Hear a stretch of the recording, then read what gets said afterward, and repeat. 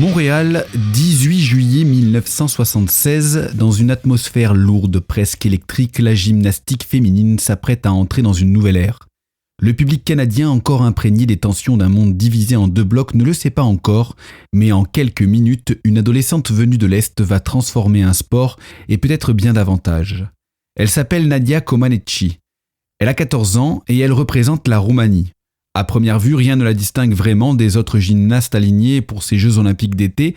Pas encore, mais dans les travées du forum, certains observateurs avertis murmurent déjà son nom.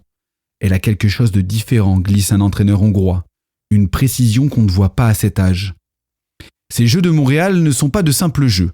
Ils s'inscrivent dans une époque où le sport est devenu un prolongement de la politique, depuis le boycott africain en réponse à la tournée néo-zélandaise de rugby, jusqu'à la rivalité permanente entre États-Unis et bloc soviétique. Chaque médaille porte une signification qui dépasse l'athlète.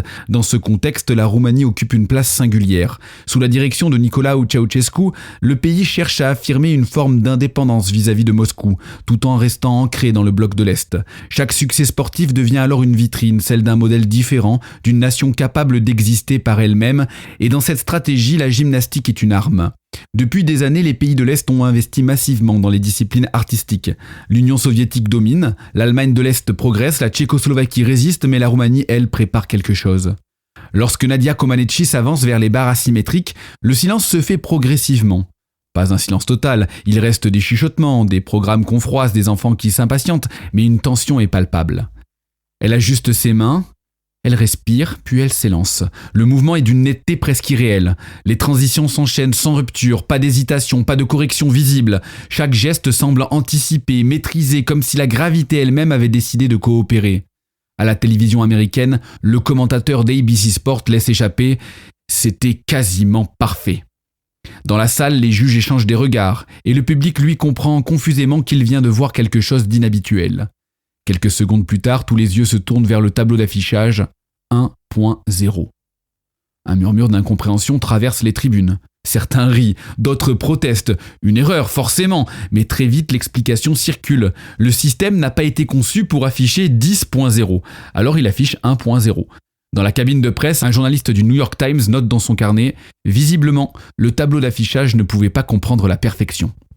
Il faudra quelques instants pour que l'annonce officielle tombe. 10.0, le premier de l'histoire olympique.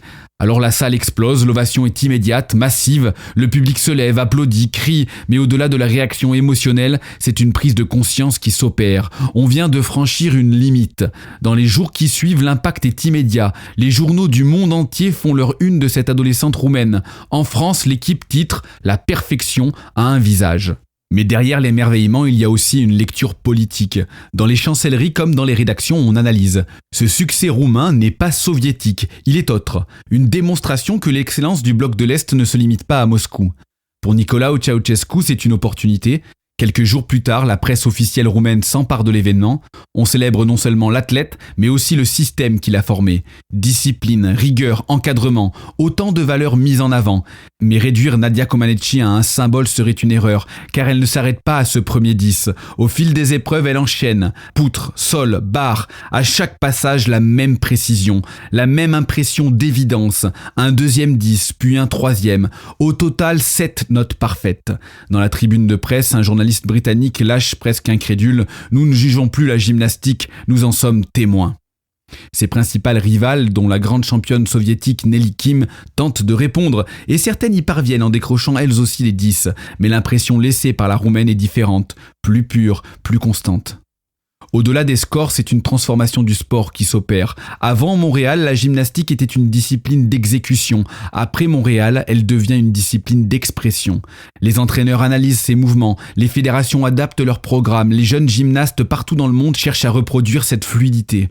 Très vite, Nadia Comaneci dépasse le cadre de la gymnastique, elle devient une icône mondiale, son visage apparaît sur les couvertures de magazines, elle est invitée à la Maison Blanche, les médias occidentaux s'enthousiasment pour cette jeune fille venue de l'Est à la fois mystérieuse et accessible, mais cette médiatisation n'est pas sans ambiguïté, car derrière l'image il y a une réalité plus complexe, celle d'un régime autoritaire, d'un système exigeant, parfois brutal, une réalité que les caméras ne montrent pas.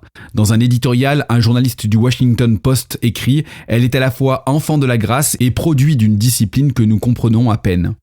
Avec le recul, Montréal 1976 apparaît comme un tournant.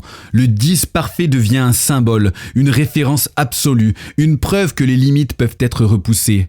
Et même si des années plus tard, le système de notation évoluera, abandonnant cette quête du 10 parfait, l'image reste.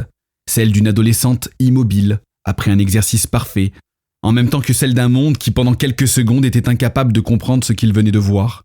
Encore aujourd'hui, le nom de Nadia Comaneci est associé à une idée simple et vertigineuse, la perfection existe. Et parfois elle surgit là où on ne l'attend pas, au cœur d'une époque tendue, dans un sport exigeant, et entre les mains d'une enfant de 14 ans, un instant, puis l'éternité. Merci beaucoup Baptiste pour cette chronique à retrouver en podcast sur le site et l'appli Happiness Radio et toutes les plateformes de streaming. On te retrouve jeudi prochain 8h35, vendredi prochain 7h35 pour de nouvelles chroniques sportives avec hors-jeu. On a hâte de te retrouver bien sûr pour de nouvelles histoires. Merci Baptiste, bon week-end et à la semaine prochaine. Et nous les amis, on va courir en plus pour la bonne cause. Ça sera un beau rendez-vous à ne pas louper à Beauvais. On vous en parle dans votre agenda du réveil. C'est dans 3 minutes à peine sur Happiness. Nous en tout cas on commence tranquillement cette journée. Merci d'être là à 7h41.